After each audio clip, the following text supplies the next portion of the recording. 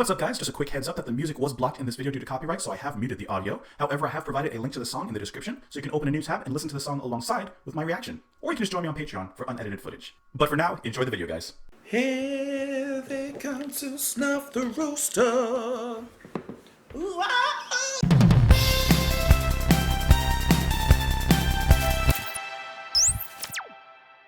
What's up guys, welcome back to the channel. I hope you're having a fantastic day. My name is Justin, and today we're listening to the Beatles with two songs today. We're going to listen to Maxwell's Silver Hammer, followed by Oh, Darling. This is off of their album, Abbey Road. Of course you guys know it. I don't know it, but you guys know it. Released in 1969. So honestly, I was really impressed by Something, the last song that we listened to, and maybe that's my gateway into listening to more of the Beatles, because that song really impressed me and I really just wanted to listen to more. And I'm actually really excited from what you guys told me. The second side to the album is pretty much just a whole side-long suite. So I'm definitely going to listen to that at some point on the channel, but you know, I might as well work my way through the songs and do those first before getting to that. So as someone that's, you know, unfamiliar with the Beatles as a whole, it's actually really exciting to hear like that they did a whole side-long suite. I'm excited to hear how it sounds. But before we get to that, we got to go through the hammer. We got to talk about Miss Darling, and we'll go from there and see what's going on. Sincerely, I hope that you guys are having a fantastic day. You are more than welcome to join me on Twitter. Join me in the comments down below. You can support the channel on Patreon. You don't have to, but it definitely helps. And without further ado, let's jump into it. This is Maxwell's Silver Hammer, followed by Oh Darling. Joan was quizzical, studied metaphysical.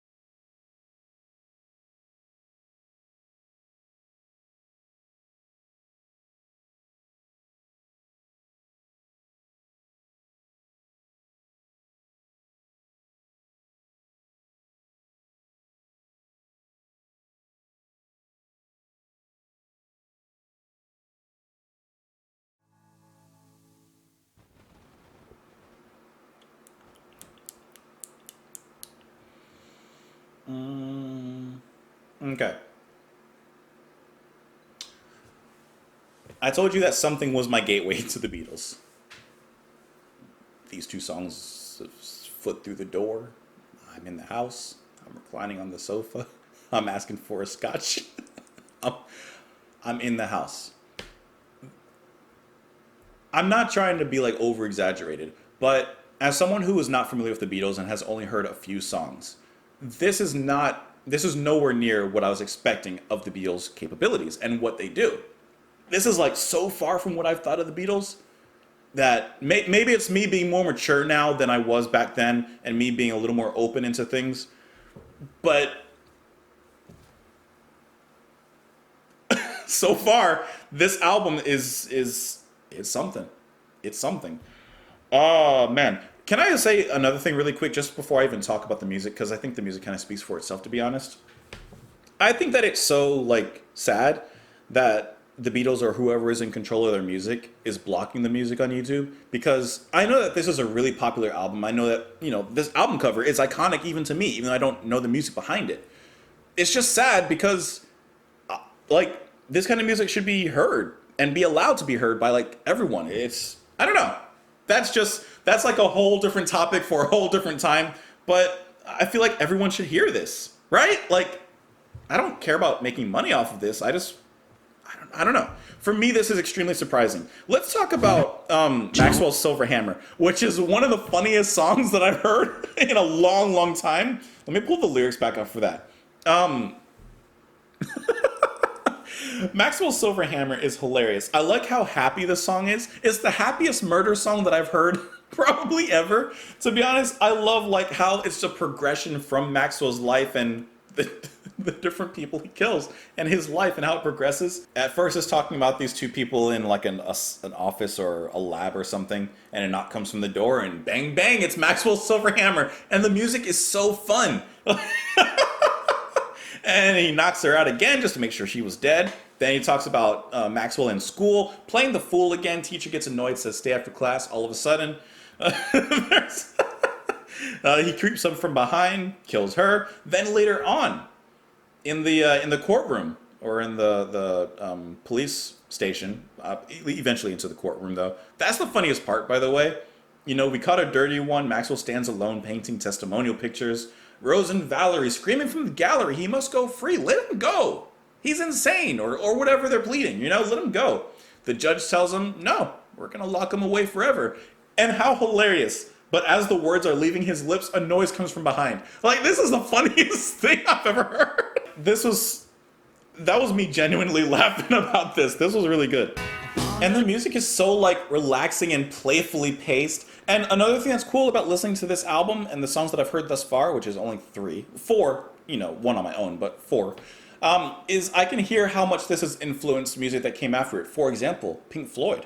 I absolutely hear where Pink Floyd got some inspiration, I would assume, from the Beatles and from songs and albums like this. And throughout Maxwell's Silver Hammer, we're also getting some like keyboard or synth effects that are going on. I want to pull that up because I thought that was really cool. And once again, I'm not familiar with the Beatles, so I'm sorry. I know it comes across really stupid, but I don't know who's doing what exactly. But it seems like it's Paul McCartney on the Moog playing in here, and he comes up with a lot of different sounds as the song begins to unravel itself, and Maxwell is beginning to reveal himself a little more to more people.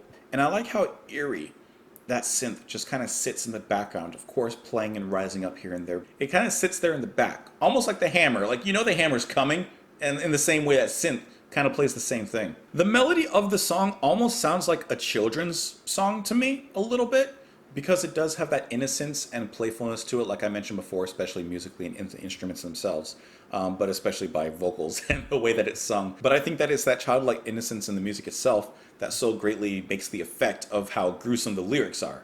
Even though the lyrics are also kind of funny. Oh, darling. Guys, we get like a sock hop of a song here. This is like 50s kind of prom music, right? And we've all heard songs like this before, and I mean like in this genre. But how absolutely phenomenal. You don't have to reinvent the wheel. You just need to spin it the right way. Oh, Darling is also sung by Paul McCartney. And like, I think this is one of the songs that really surprised me, right? Like, I've always heard a certain sound from the Beatles. And this was not it, especially in the way that he screams and erupts out of the music. Like, guys, I did not expect that kind of power and mastery from the singing. Instrumentals, of course, were also just killer. I want to talk about Ringo Starr. Okay, once again, Ringo Starr. Yes, of course I've heard of him, but I don't know anything about him. Of course I've heard of, like, how every drummer talks about how Ringo Starr is like their biggest influence, but I've never heard him really. And in this song, we get to really hear him. Like, he plays. And the amounts of emotion in Paul McCartney singing as he's singing this, I feel like that is just part of what absolutely magnifies the beauty of this song. Woo! Such mastery and control. Like, he's breaking through the clouds, then he's bringing it back down under a rainstorm. The guy is just, it's really powerful. Like, this is a huge song. This is impressive. And you know what's so fascinating about it to me? It's still impressive. 1969. How old is this then? 40, 50 years, guys? 50 years. And this still sounds just as impressive today. Like, just as impressive today as it must have back in 1969. Oh, darling. He almost angrily spits it out. Right? Like, that's just the amount of passion that's in this. Oh, darling. Not at all like that, but I think you guys know what I mean. He comes back down from that note like a meteor that knocked out the dinosaurs. And by knocked out, I mean, like, McCartney said about recording the song that he came into the studios every day early for a week to sing it by myself because at first my voice was not too clear.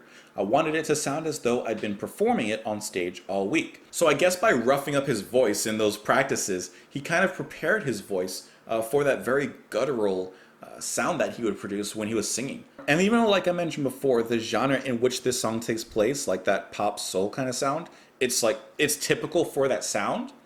From what I'm learning and from what I'm hearing, the Beatles really put their unique spin on it. Of course, with the vocals, both the drumming, the guitar, like everything about it feels unique to them. And then the lyrics for Oh Darling, which I totally forgot about, to be honest, because I was just enjoying talking about the song. Oh darling, please believe me, I'll never do you no harm. Believe me when I tell you, I'll never do you no harm. Oh darling, if you leave me, I'll never make it alone. Believe me when I beg you, don't ever leave me alone. Why did I say atone? When you told me you didn't need me anymore, well, I nearly broke down and cried. When you told me that you didn't need me anymore, well, I nearly fell down and died. Listen, he needs you. Can you hear it in his voice? Girl, he needs you. He's just begging the girl not to leave. He doesn't want her to leave. He needs her. Please let me know what you guys thought of the songs. You can join me on Twitter. You can join me in the comments down below. You can also support the channel on Patreon, but you don't have to. You can just, press the like button or subscribe if you want to before you go. Otherwise, I hope that you have a fantastic day. I'll talk to you tomorrow. Bye.